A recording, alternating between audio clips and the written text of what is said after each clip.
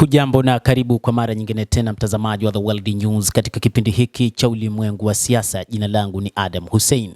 Miongoni mwa ripoti tulizokuwa nazo ni kwamba Israel ilituma mfumo wake wa Iron Dome na makumi ya wanajeshi wa IDF katika nchi ya Umoja wa Falme za Kiarabu UAE wakati wa vita dhidi ya Iran. Lakini mfumo huo wa Iron Dome haukuweza kufanya kazi kutokana na mashambulizi ya Iran. Hili ni tukio la kwanza la Iron Dome kutumika kiutendaji nje ya Marekani ama Israel, ingawa Singapore imeripotiwa kuwa hapo awali iliwahi kununua na kupokea mfumo huo wa Iron Dome pia. Israel ilituma mfumo huo wa Iron Dome na makumi ya wanajeshi wa IDF katika Falme za Kiarabu wakati wa operation ya Rising Lion, vita vyake vya hivi majuzi dhidi ya Jamhuri ya Kiislamu ya Iran, kulingana na vyanzo vya kigeni.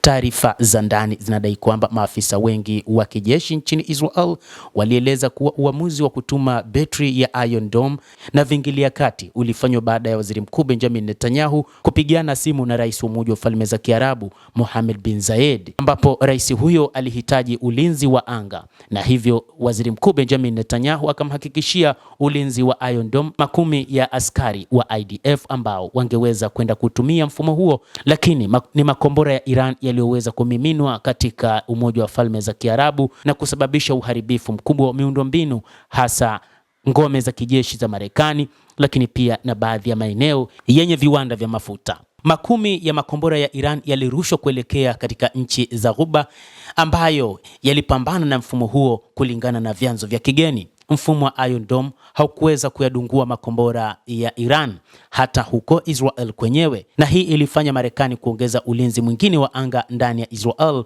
ulinzi wa THAAD, lakini pia na mfumo mwingine wa ulinzi wa anga wa Patriot. Ushirikiano wa kijeshi, usalama wa kijasusi kati ya Israel na Umoja wa Falme za Kiarabu umekuwa ukiongezeka kadri siku inavyozidi kuendelea tangu nchi hizo kutia saini makubaliano ya Abraham mnamo Septemba mwaka 2020, lakini ulifikia kilele kipya wakati wa vita vya hivi majuzi dhidi ya Jamhuri ya Kiislamu ya Iran.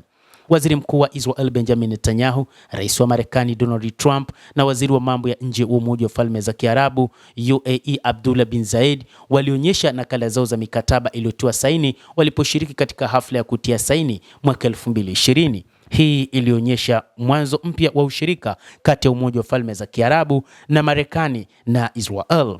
Iran ilirusha karibu makombora 560 ya ballistic na cruise na zaidi ya drone 2250 katika Umoja wa Falme za Kiarabu wakati wa vita, na makombora haya ya ballistic pamoja na makombora mengine na ndege zisizokuwa na rubani yalikuwa yakilenga katika maeneo yenye ngome za kijeshi za Marekani na maeneo muhimu ambayo yana rasilimali za Marekani na Israel. Ingawa Marekani na Israel zinaamini kwamba idadi kubwa ya makombora na ndege zisizokuwa na rubani zilidunguliwa, lakini inadaiwa kwamba mengi yalipenya katika ngao ya ulinzi wa Iron Dome na kushambulia mseto wa shabaha za kijeshi na za kiraia nchini humo. Kombora ya Marekani na Israel pamoja na ndege zao zisizokuwa na rubani na zile za marubani zilifanya mashambulizi dhidi ya Iran. Hata hivyo, ulinzi wao wa anga yaliweza kupambana na makombora ya ballistic ya Iran.